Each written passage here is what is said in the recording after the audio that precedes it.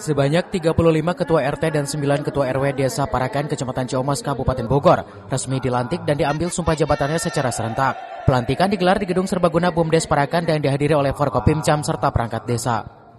Mengenakan pakaian putih hitam, 44 ketua RT dan RW tampak mengikuti prosesi dengan hikmat. Bahkan sejumlah peserta terlihat tegang saat pengambilan sumpah jabatan.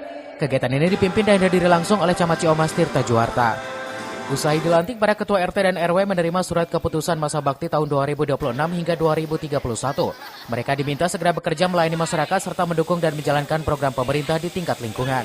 Salah satunya Sobri, ketua RT yang kembali menjabat untuk periode kedua. Ia menyatakan akan melanjutkan program kerja serta meningkatkan pelayanan kepada warga di wilayahnya.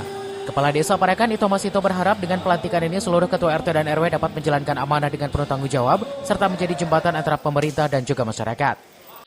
Harapan saya sebagai kepala desa di kegiatan pelantikan hari ini yaitu saya bisa bersinergi dengan pengurus RT dan RW yang ada di wilayah, khususnya dalam pelayanan ke masyarakat dan kegiatan-kegiatan yang lain yang memang kami pemerintah desa membutuhkan Pak RT, Pak RW juga yang memang membantu di kegiatan kami.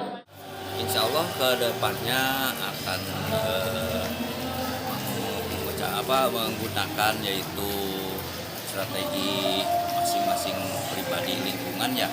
Insya Allah ke depannya akan membantu masyarakat untuk sebisa mungkin insya Allah akan dilaksanakan yaitu mulai minggu-minggu sekarang. Dengan dilantiknya puluhan ketua RT dan RW ini diharapkan sinergi pemerintah desa dan masyarakat semakin kuat demi terciptanya lingkungan yang aman, tertib, dan sejahtera. Dari Ciamas, Kabupaten Bogor, Iman Abdurrahman melaporkan.